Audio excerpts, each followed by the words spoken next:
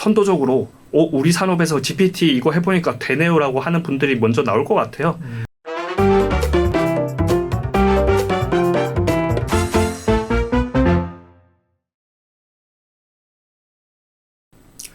고품격 테크 방송 아웃스탠딩 쇼. 안녕하세요. 아웃스탠딩의 최용식 정지혜입니다. 네, 저희 방송은요 세탁기 돌려서 뭐 들어도 좋고요, 그리고 청소기 돌리면서 들어도 좋고요, 분리수거 하면서 들어도 아주 좋고요, 음식 쓰레기 버리러 내려갈 때 잠깐 들어도 아주 좋고, 어쨌든 5월에 가정의 달이기 때문에 집안일 많이 하실 거예요. 아마 또 연휴도 많고 그래가지고 가정의 달 맞춤으로 이렇게 쓰는구나. 그렇죠. 이 센스 무엇? 예. 그래서 그걸 말씀드리고 네. 또 두 가지, 오늘도 두 가지 공지사항이 있습니다. 먼저 첫 번째는 저희가 신규 동영상이 나가면 네. 댓글 달아주신 모든 분들께 다만 이제 3일 안에 달아주셔야 되고요. 악플 안 돼요. 악플 안 되고 예. 모든 분들에게 저희가 1개월 이용 쿠폰을 드립니다. 그래서 이번 기회에 아웃스탠딩과 함께 하시길 말씀드리고요.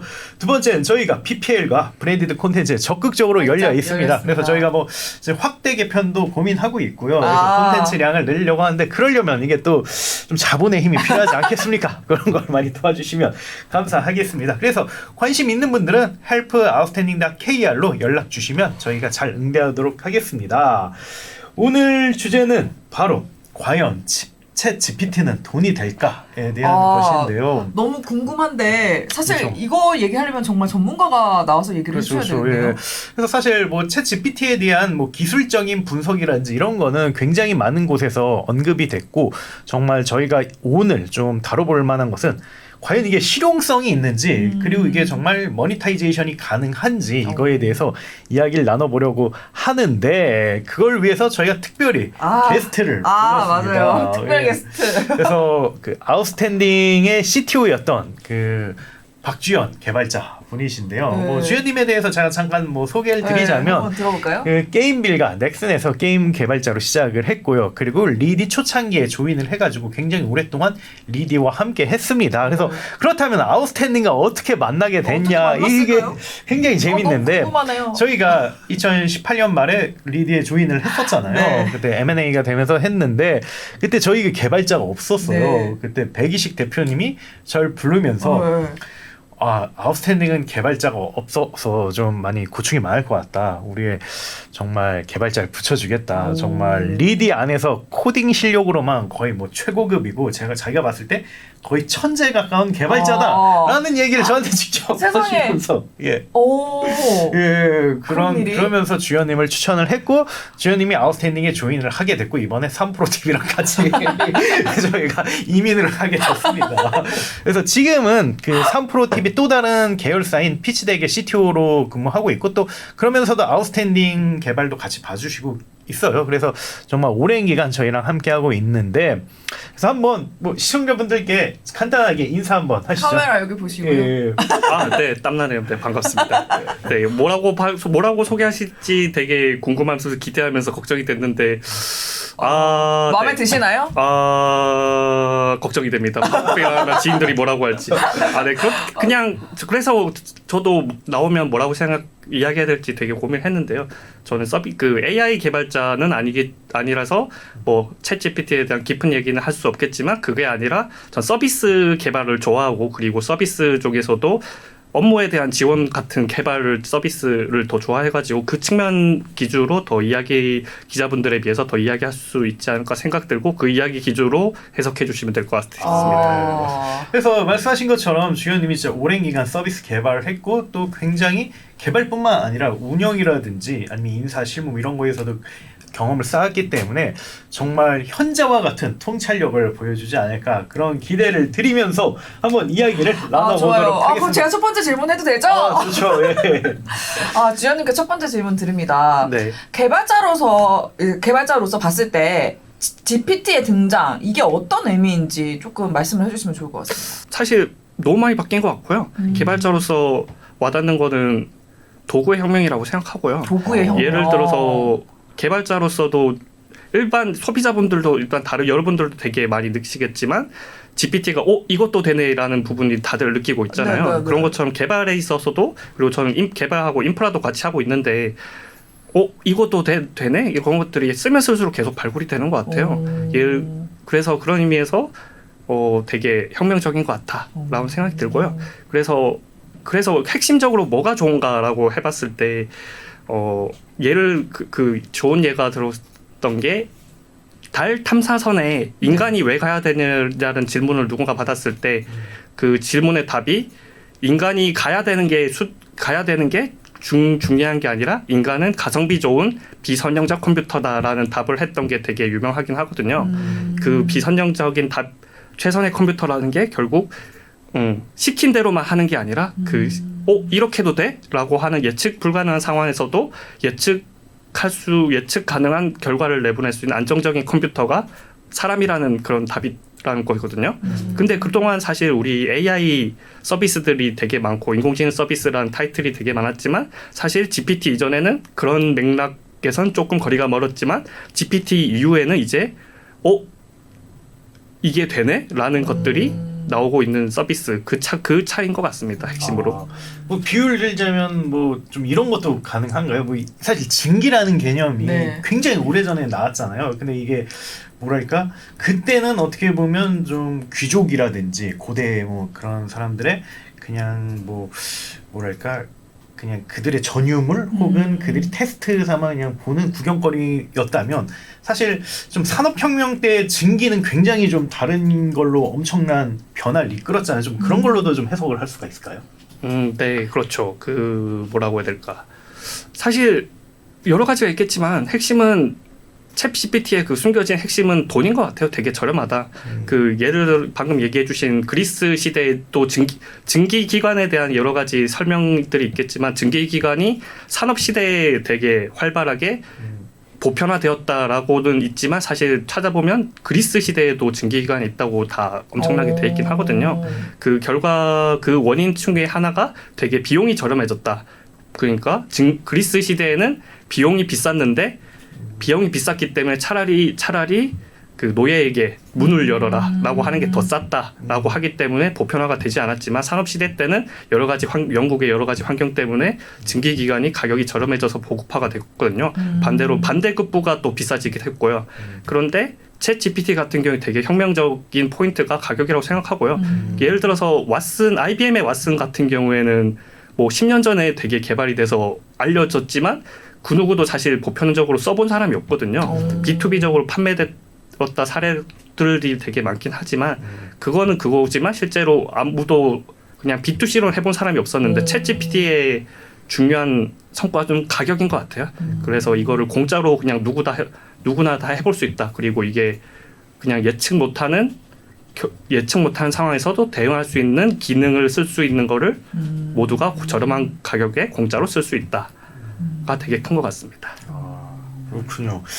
그러면 일부 스타트업이 지금 GPT를 지금 쓰고 있잖아요. 네. 뭐 이수겁이라든지 뭐 여러 가지 아수겁 아니? 아수겁 여러 가지 스타트업이 그걸 쓰고 있는데 좀 실용성에 대해서는 좀 어떻게 보세요? 잠깐 그때 이민재 기자하고도 얘기했지만 네, 뭐 약간 애매하다 뭐 이런 걸로 귀결이 됐던 것 같아요. 아마 개발자로서 보기에는 좀 실용성 어떻게 봅니까? 이제 시작이라고 생각하고요. 지금 우리 챗 GPT 같은 경우에 그냥 문답만 하고 있는데 근데 문답만으로도 되게 신기하지만 그것만으로 우리 실생활에 와닿지는 않거든요. 근데 그렇게가 아니라 이제 앞으로는 GPT에 손발이 달리는 사례가 되게 앞으로 계속 무궁무진하게 나올 거라고 생각하고요. 지금 당장 챗 GPT뿐만 아니라 GPT-4에서 오픈 AI가 발표하기로 오픈 GPT에 손발을 달아줬더니 거짓말을 하면서까지 미션을 달성하는 그런 사례를 보고했고 리포트를 했고요.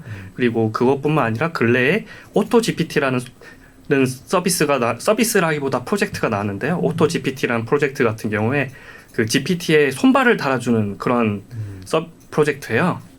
그래서 오토 GPT에다가 질문으로 최신 유튜브 구독자 중에서 누가 제일 인기 있느냐 혹은 몇만 명 이상의 구독자를 가지고 있는 유튜버를 정리해달라라고 질문을 던지면 GPT가 스스로 브라우저를 열고 구글을 열고 검색을 하고 유튜브를 하고 뒤져가면서 물어본 질문을 최선을 다해서 손발을 써서 정보를 취합해서 정리를 해주는 그런 프로젝트가 나왔어요. 그런 프로젝트 같은 경우 이제 시작인 거죠. 그런 프로젝트도 이제 그 GPT-4가 나오고 여러 가지 그냥 GPT로 이게 되나? 저게 되나? 라고 하는 수많은 그냥 취미 프로젝트들이 막 만들어지고 있고 이것들이 이제 조금씩 더 세련되게 만들어지면서 우리가 와닿는 서비스들이 더 많이 나올 것 같습니다. 이거 비유를 들자면 어떻게 보면 지금의 모습은 그냥 머리와 몸통이 있는 그런 상태인 거고 이제 사람들이 점점 이제 팔도 붙여주고 다리도 붙여주면 이제 정말 여러 가지 할 수 있는 걸로 비유를 할 수 있겠네요. 그러면. 네. 오픈 GPT 한번 써보고 싶네요. 기사를 쓸 때 큰 도움이 될 것 같아요. 네, 맞습니다. 저도 일을 하면서 엄청 많이 그냥 실무적으로 되게 도움이 될 것 같아서 얼른 써보고 싶습니다, 진짜. 좋습니다. 그러면은 주연님께서 보시기에는 기업 입장에서 가장 좀 실용성이 큰 분야는 어디라고 생각을 하시나요? 실용성의 정의를 일단 돈이라고 생각한다면 일단 당연히 뭐 텍스트만으로 일하는 업무들이 되게 영향을 갈 것 같고요. 그리고 그 다들 실제로 우리 챗봇이라는 게 GPT 이전에도 되게 있었잖아요. 그쵸. AI 회사나 그런 서비스들이 있었기 때문에 그런 AI CS 고객 관리 분야가 일단 제일 많이 챗봇이 이미 보편화됐기 때문에 되게 빠르게 적용이 될 것 같고요. 그리고 창의성이라고 생각한다면 개인적으로 진짜 궁금하긴 한 게 저는 또 게임 쪽 업계에 또 맛을 들였기 때문에 게임 업계에서 GPT가 어떻게 활용될지 되게 기대되는 것 같아요. 예를 들어가지고 게임 산업 같은 경우에 엄청 사실 기술도 기술이지만 기술도 기술이고 하드웨어도 하드웨어고 인문학적 더하기 서사적 그런 산업의 집합체라고 생각하거든요.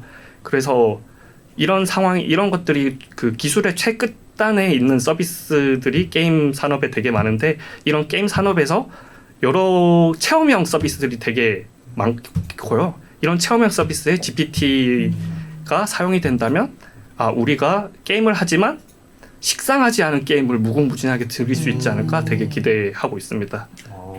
아무래도 뭐 게임한 과정에서 뭐 튜터링이라든지 커뮤니케이션이라든지 이런 게 있는데 GPT가 뭐 녹이면 더 훨씬 더 입체적이고 풍요롭게 할 수 있다 뭐 이런 예측 거죠. 불가능한 시나리오와 다채로운 경험들이 되게 나오지 않을까 기대하고 있습니다. 그렇군요. 그러면 좀 주연님이 봤을 때 개인적으로 가장 눈에 띄는 사례를 딱 하나만 뽑아주신다면 좀 뭔가요? 개인적으로 사례했던 거는 개인적으로 와닿았던 거는 결국 이게 손발이 달릴 수 있구나라고 GPT에 손발이 달릴 수 있구나를 깨달았던 프로젝트였는데요. GPT 우리가 그 시리나 AI 스피커가 되게 많지 않습니까?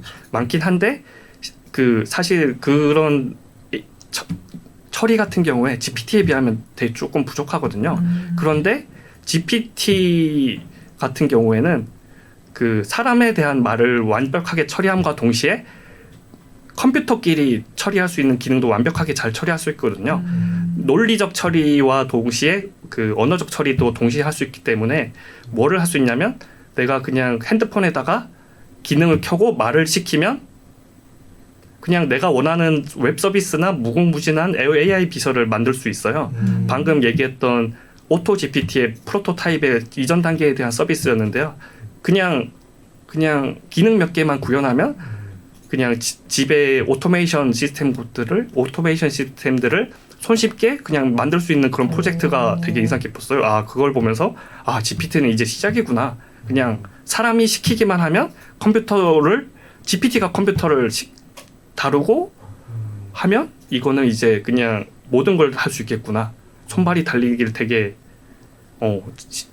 뭔가 삶이 되게 바뀌겠구나를 느꼈었습니다. 그러면 좀 AI 스피커보다 훨씬 더 디테일한 명령을 내릴 수 있는 건가요? 네, 그러면 이제 AI 스피커에게는 뭐 불 켜줘 한 이 정도밖에 안 되는데 뭐 만약에 챗 GPT를 뭐 이걸 변형시키거나 활용하면 불을 뭐 한 30% 명도로 해줘라든지 아니면 이런 식으로 더 디테일한 명령이 가능한 건가요?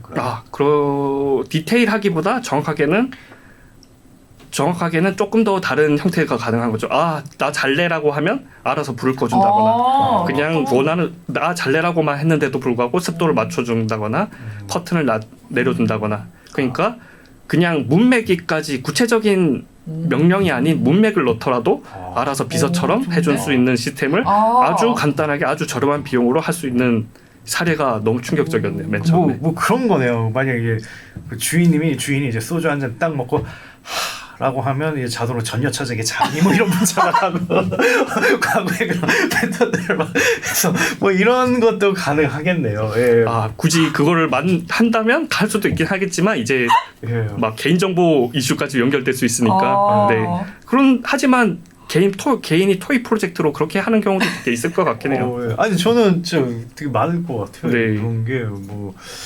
그리고 또 예를 들면 제 지인 같은 경우는 회사에서 스트레스를 받으면 네. 늘 치킨을 시켜 먹어요. 오. 그래서 뭐 집에서 딱 들어오자마자 만약에 뭐 좀 이렇게 푸념을 한다라고 하면 그게 뭐 정말 오. 그런 걸로 뭐 치킨 추천해 드릴까요? 뭐 이런 게 된다든지 오늘의 매운맛 치킨 어떨까요? 이러면서. 그렇죠. 그런 것도 뭐 할 수 있겠네요. 아 진짜 확 와닿네요. 예. 아주 비유가 너무 좋은 것 같습니다. 아. 그런데요, 이런 거 재밌긴 한데 솔직히 기업이 관심이 있는 건요. GPT로 돈을 벌 수 있느냐 아닙니까? 어떻게 보시나요? 아까 얘기 드신 것처럼 챗 GPT-4에서 되게 미션을 시켰더니 거짓말까지 하면서 미션을 달성하는 것들도 되게 중요하고 그런 걸로 돈을 벌 수 있겠지만 핵심은 돈을 번다의 반대 이면에는 사실 지출이 적다라고 하는 것도 되게 중요한 것 같아요.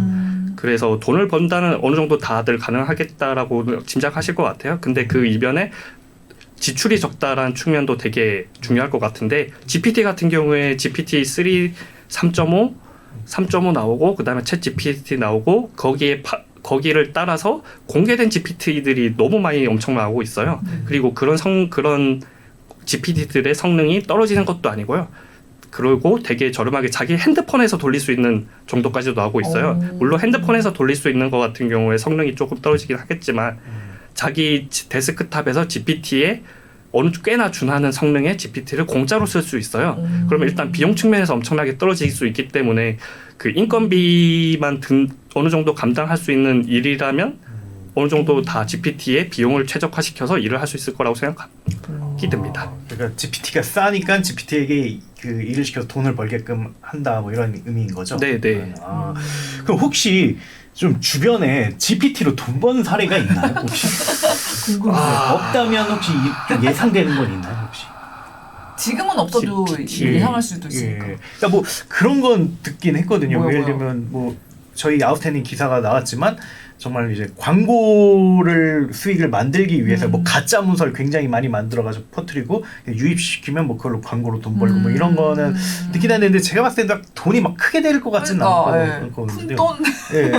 좀 돈 될 수 있는 게 있을까 지금 말이죠. 사실 반대로 누군가는 돈을 벌고 있을 것 같은데 이미? 네 그런 말씀하신 그런 네. 케이스로 그냥 열심히 하면서 돈을 벌고 있을 것 같은데 오히려 돈을 벌고 있기 때문에 소문이 안 나지 않을까라고 생각이 들긴 합니다. 돈을 버는 거를 이렇게 비밀로 쉬쉬하는. 네네. 이게 만약에 좀 시간이 지나고 나서 나는 이렇게 벌었다라고 하는 사람들이 나오지 않을까요? 그렇군요. 예. 아마 제가 봤을 때 유튜버들 아닐까. 유튜버 아니면 그 와디즈에 올리신 그 책 뭐 이런 분 아닐까요? 예, 싶기도 하고요. 예.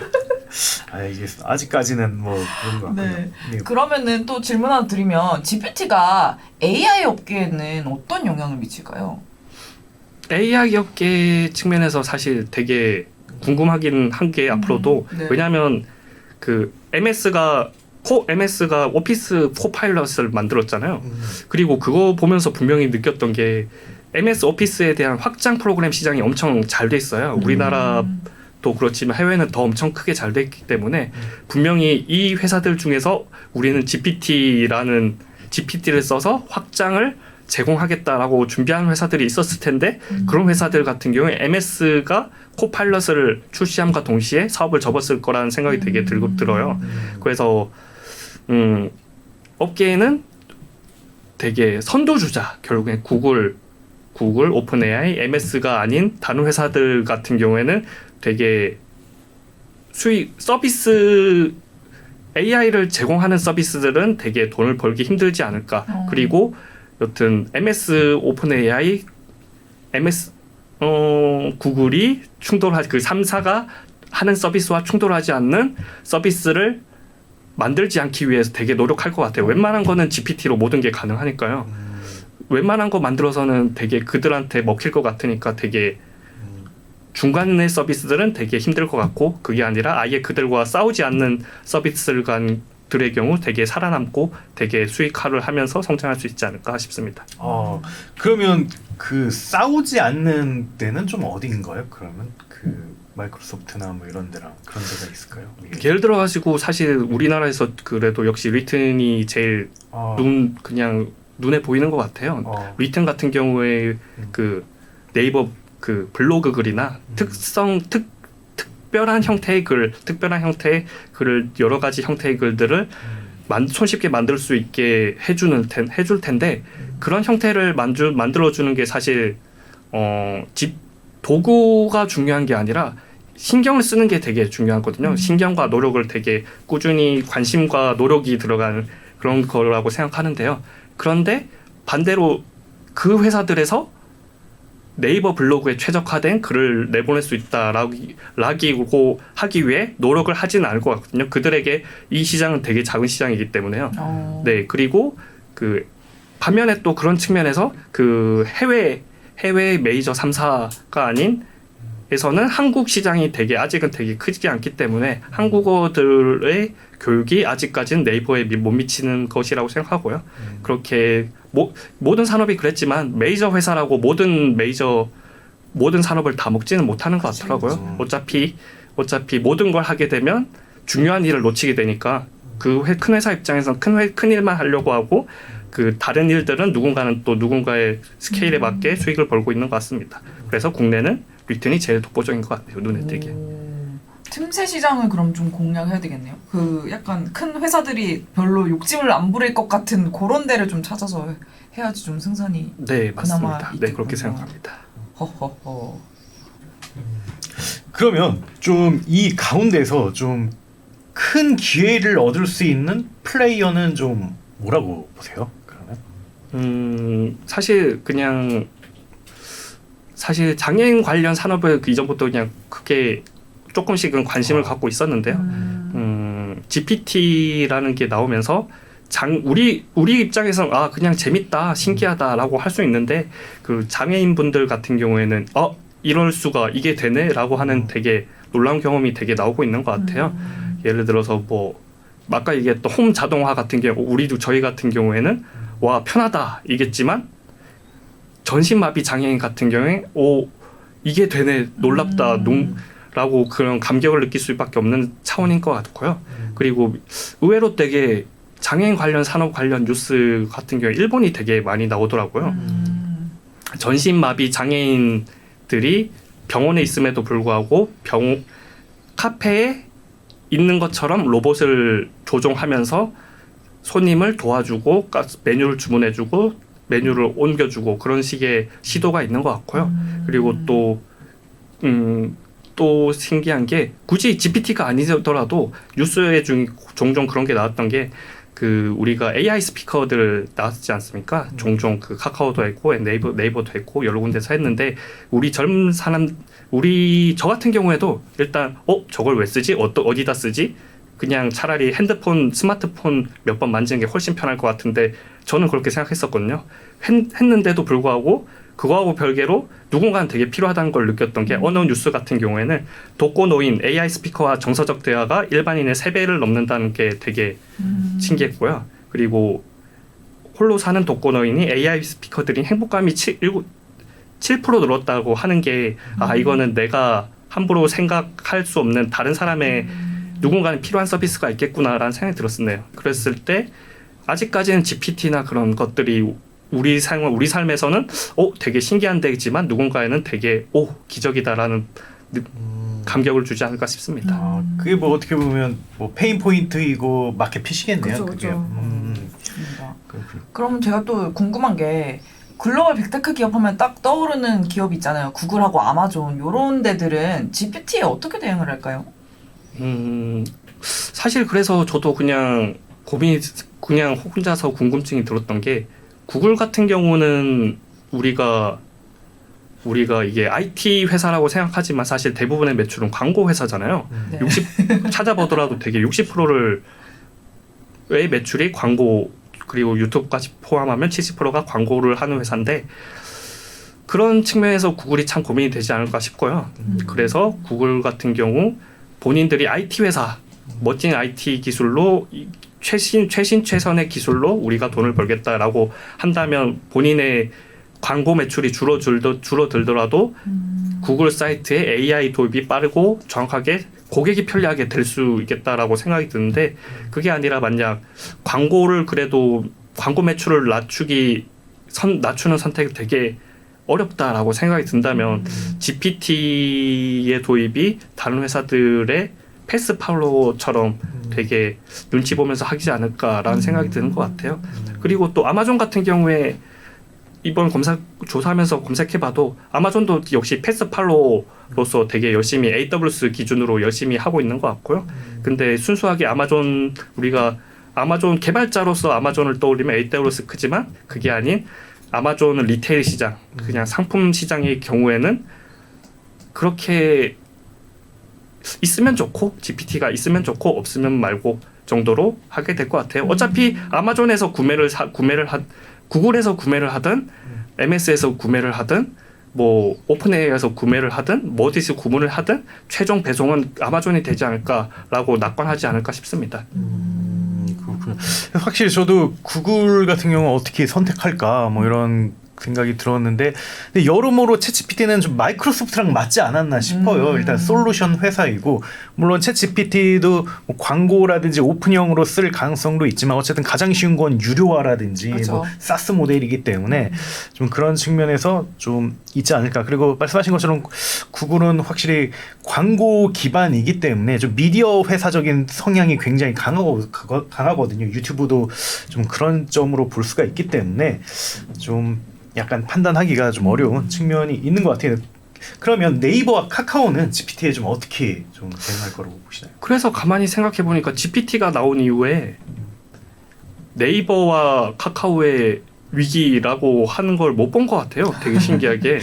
그래서 이게 역설적으로 그동안 네이버가 검색 서비스로서의 정체성이 어느 정도 이게 검색 서비스냐 포탈이냐라고 되게 그런 식의 의견이 있었는데 반대로 지금 이렇게 된 상황에서는 네이버와 다음은 검색 서비스가 아니라 우리가 포탈이라고만 주장하기만 한다면 GPT의 지금 파도에서 전혀 무관하게 진행할 것 같아요. 왜냐하면 아무리 GPT가 나온다고 하더라도 우리가 네이버 카페나 다음 카페들이 없어질 것도 아니고요. 그리고 네이버 핸드폰을 열었을 때 첫 화면이 네이버가 아니라 GPT가 될 일은 없을 것 같으니까요. 또. 사용 가치가 다르니까 아무래도 이용자가 이제 카페에서 그 댓글 달아주고 뭐 이런 게 또 검색 결과에 다르고 이런 거하고는 좀 다르기 때문에. 네네. 그러면 주연님은 개발자로서 혹시 GPT를 활용을 하고 계신가요? 네, 쓰고 있습니다. 어떻게 활용을 하고 계신가요? 쓰고 있는데 저도 쓰면서 깜짝 놀라는 게 그냥 이게 되네라는 포인트를 많이 느끼고 있거든요. 그냥 코딩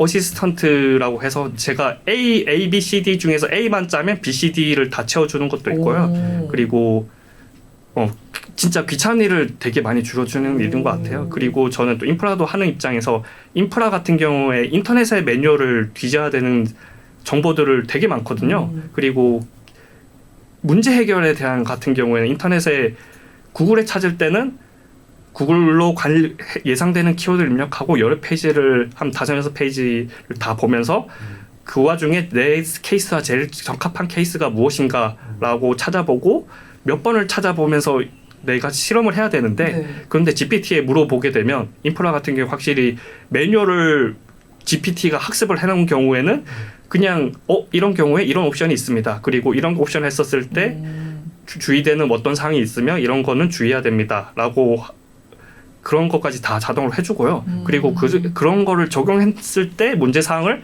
그렇게 하니까 이런 문제사항이 나오네? 라고 입력만 하더라도 그런 경우에 이런 대안이 있을 수 있습니다. 라고 그냥 되게 IT 전문 컨설턴트의 느낌으로 되게 잘 사용하고 그럼 있습니다. 저 궁금한 게 업무 시간도 줄었어요? 네, 확실히 줄었어요. 얼마나 줄었어요? GitHub에 GPT를 활용한 그 코딩 어시스트 서비스를 쓰고 있는데요. 네. 사실 코딩이라는 게 그 모든 게 창의적인 업무나 모든 게 기존에 없는 업무가 아니라 단순 업무들이 되게 많거든요.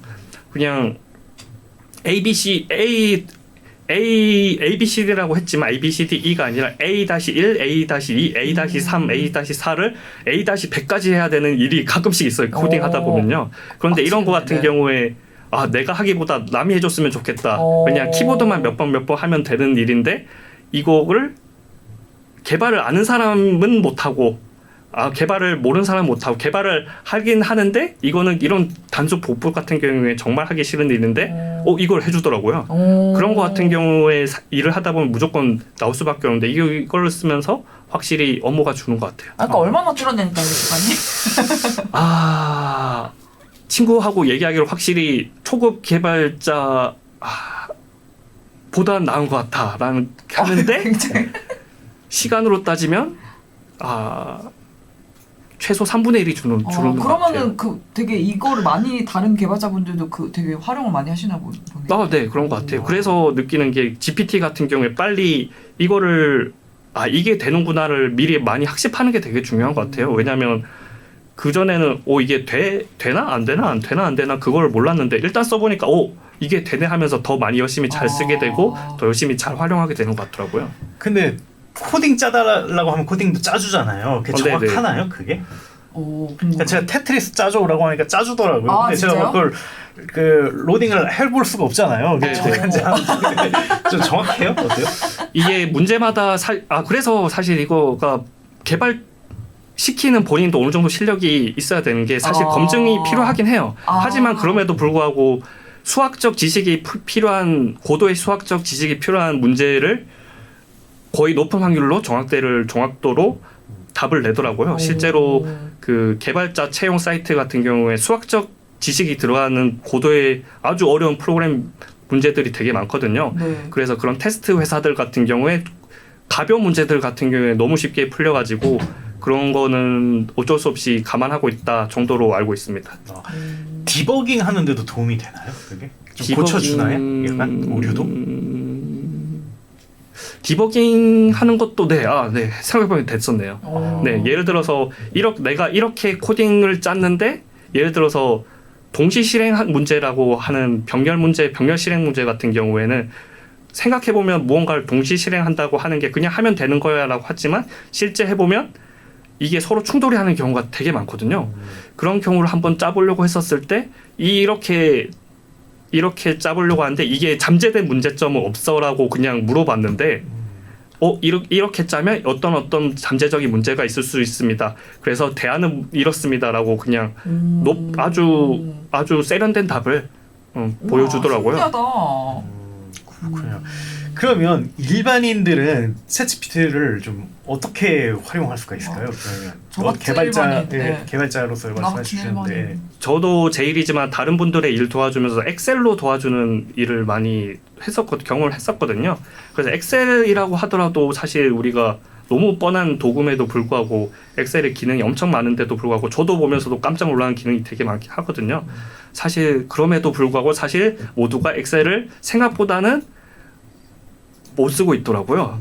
그런 측면에서 GPT도 막상 나오더라도 누군가는 쓰고 누군가는 안 쓰고 그런 스펙트럼이 다양하게 분리될 것 같고요. 하지만 그래도 엑셀과 GPT의 차이점은 엑셀은 그래도 학습하는 게 필요한데 GPT 같은 경우에 학습이 되게 거의 없는 것 같아요. 단지 이게 되네라고 꾸준히 자기가 알아가는 게 되게 중요한 것 같아요. 그래서 사실 어떤 분야든지 누군가 되게 선도적으로 우리 산업에서 GPT 이거 해보니까 되네요라고 하는 분들이 먼저 나올 것 같아요.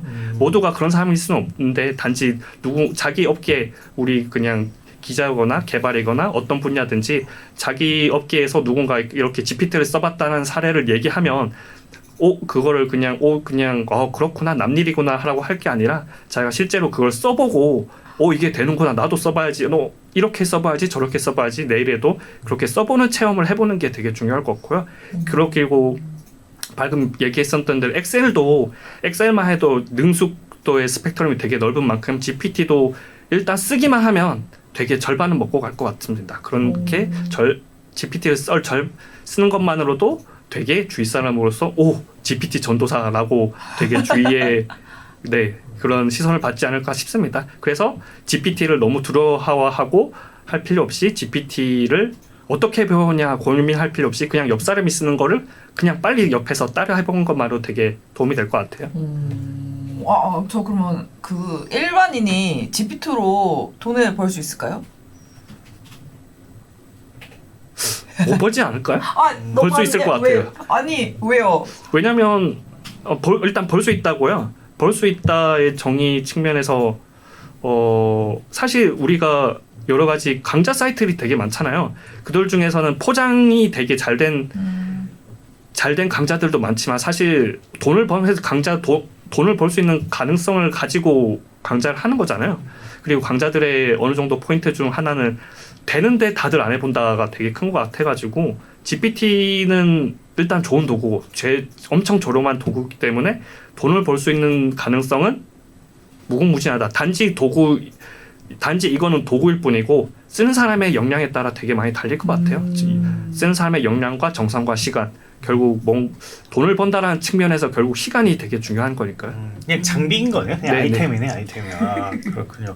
그러면 과연 GPT가 일자리를 없앤다 뭐 이런 얘기도 맞아, 좀 많이 나오고 있잖아요. 나왔어. 좀 개발자로서는 좀 어떻게 보세요? GPT 개발자로서 솔직히 초급 개발자 아까 얘기했던 대로 초급 개발자를 대체할 수 있다고 생각이 되긴 하거든요. 근데 그렇다고 개발자의 일자리가 줄어든다고 생각하지 않고 GPT를 잘 사용하는 사람이 라는 직업군이 추가될 것 같아요. 그리고 뭐 사실 우리가 모두 GPT 하니까 되게 처음이라서 낯설어서 겁을 내긴 하지만 사실 우리가 스마트폰이라는 게 우리가 내비게이션, 카메라, DMB 같은 산업들을 다 잡아먹었잖아요. 그런데 이게 처음이 아니라 그러니까 스마트폰의 사례가 있었기 때문에 그리고 스마트폰은 점진적으로 산업이 바뀌어갔기 때문에 바뀌었는데 되게 부작용 없이 산업이 무사히 잘 바뀌었고 여기에 대해서 스마트폰이 우리나라 산업을 망쳤다라고 하는 사례들이 되게 많이 없었던 것 같아요. 그런 의미에서 단지 GPT도 되게 두려움을 가지고 있겠지만 우리가 산업이 천천히 바뀌고 나가는 중에 산업의 재편이 있겠지만 일자리가 사라지지 않을 것 같다고 생각합니다. 그래도 막 그런 거 있잖아요. 고객 응대하는 거나 이제 되게 단순한 반복 작업 같은 거는 사실 지금 GPT가 엄청 잘할 것 같은데 또 비용도 싸면은 그거는 좀 타격이 있을 것 같은데. 결국엔 프리미엄 영역이 항상 남는 것 같아요. 언제나 어느 사업이든지 우리가 어떤 산업이든지 프리미엄이 남는데 사진기 카메라가 다 있지만 우리가 졸업식이나 그런 때 카메라 찍어보시는 분들이 항상 있잖아요. 아직까지 그런 것처럼 그런 예시도 있을 수 있겠고 그리고 CS 같은 경우에도 거기서도 GPT를 활용하는 스펙트럼이 다양해질 것 같아요.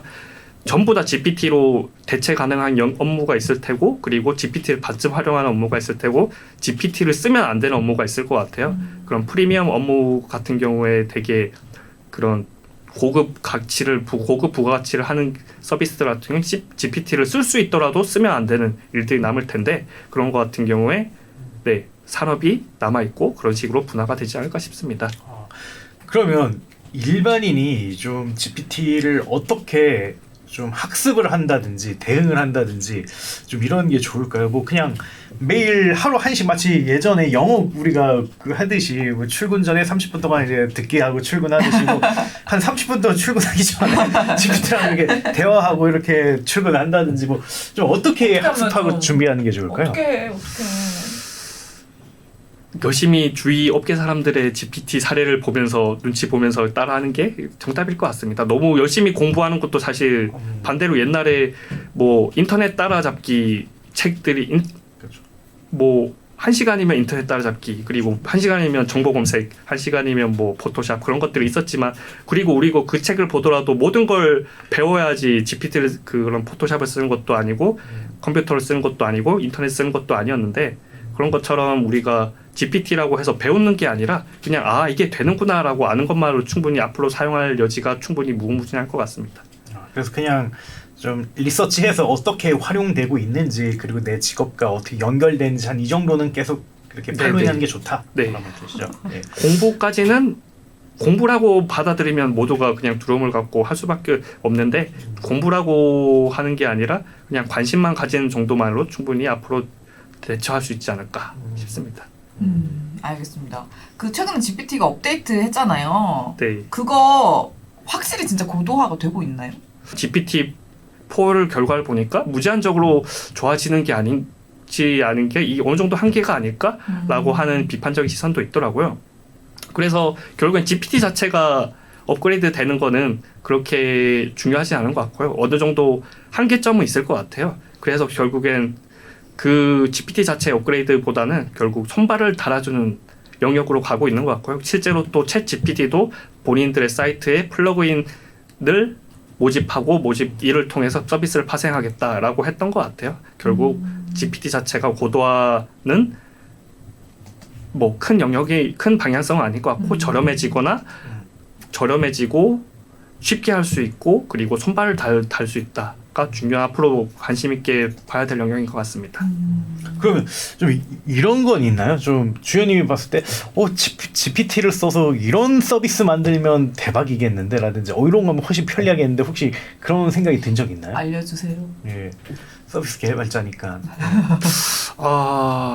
뭐가 있을까요? 사실 뭐 아웃스탠딩 같은 경우에는 GPT 얼른 달아보고 싶긴 한데 사실 이게 달아주세요. 저도 실험적으로 안 해봤으니까 또 해보면 언제 시간 내서 해볼까 그런 생각이 드는 것 같아요. 다들 아웃스탠딩 독자분들도 그런 의견을 많이 주시기도 하셔가지고 사실 서비스 측면에서 그냥 상상해본다면 아웃스탠딩에 누적된 정보들이 되게 많잖아요. 그 정보들을 아주 검색 엔진으로서는 접근하기가 쉽지 않은데 그런 게 바로 그 정보로 바로 접근해서 창업하려면 뭘 준비해야 되냐고 뚝딱 물어보면 리스트업을 해주는 뭘 해야 된다라고 아웃스탠딩 컨텐츠 기반으로 해보면 어떨까라고 생각하고 있습니다. 해주세요. 언제 주실 거예요? 해주실 거죠? 생각해 보겠습니다. 지금 개발 프로젝트 많으세요.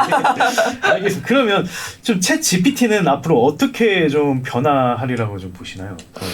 네, GPT는 어떻게 변화할 거라고 생각하면 일단 앞서 해드렸던 대로 일단 저렴해지고 편리해지고 사실 GPT보다 GPT 조금 더 풍부해지고 할 것 같아요. 그럼에도 되게 중요하게 과연 포인트가 앞으로 이게 우리 실생활에서 어떤 부작용을 줄 것인가가 되게 중요할 것 같아요. 그런 측면에서 되게 긍정적이라고 생각드는 게 예를 들어서 우리 삶 광고나 영화나 드라마에서 항상 빅 브라더에 대한 경고가 항상 있었잖아요. 그 빅 브라더가 나오면 되게 큰일 날 것이고 되게 조의해야 된다라고 하는 것들이 되게 있는데 하지만 우리가 시민사회 관련해서 되게 시민사회와 법과 질서들이 되게 그것들을 잘 견제한 것 같아요. 예를 들어가서 유럽 경우에 GDPR이라는 광고와 개인정보 관련된 IT 관련 제도가 되게 엄청 빡세게 나왔거든요. 그런 것들이 그냥 괜히 나온 게 아니라 처음에 IT 스타트업 광고 회사들이 처음 산업이 부흥했을 때 광고 매출을 올리기 위해서 무제한으로 되게 광고 개인정보를 취합을 했었어요. 그리고 그것들의 부작용을 조금씩 겪었고요. 그리고 그런 부작용들이 있음에도 불구하고 시장의 그냥 언론의 견제와 그리고 그 시민사회 견제가 계속 있었고 그런 그 견제들이 굳어져서 법률로 되게 제도화가 되었어요. 사실 회사 입장에서는 되게 말이 안 되긴 해요. 아니 우리가 광고를 더 잘 팔고 매출을 올리기 위해서 개인정보를 우리가 잘 관리해서 할 건데 왜 이거를 법률로 제재하느냐라고 되게 부당한 느낌이 들 텐데 사실 그런 것들이 우리가 앞으로 더 좋은 기술과 서비스를 할 수 있는 방향성이라고 생각해요. 그런 의미에서 개인정보와 빅브라더가 우리가 그냥 여러 가지 둘러 왔지만 잘 견제되고 있다고 생각하고요. 그런 측면에서 챗 GPT도 처음에 되게 부작용과 두려움과 되게 그런 이슈가 되게 하겠지만 시간이 지나서 천천히 시민사회의 부작용이 캐치가 되고 그리고 법률로 굳어져서 회사가 견제를 받게 되면 처음에 생각했던 디스토피아 같은 두려움 같은 경우에 그런 게 있었나? 그건 초설적 이야기인가 아닌가? 라고 하는 시간이 오지 않을까 생각이 듭니다. 아, 그렇군요. 예, 알겠습니다. 뭐 이제 아쉽게도 시간이 됐는데요. 오늘은 과연 GPT는 돈이 될 수 있을까에 대해서 주연님과 이야기를 나눠봤고요. 뭐 많이 준비해 주셔서 감사하다는 말씀을 드립니다. 아웃스탠딩은 앞으로도 더 재밌는 주제, 더 흥미로운 주제 가져올 거고요. 그러면 좋아요, 구독, 알림 설정까지 제발. 부탁드립니다. 여기서 마무리하도록 하겠습니다. 감사합니다. 감사합니다.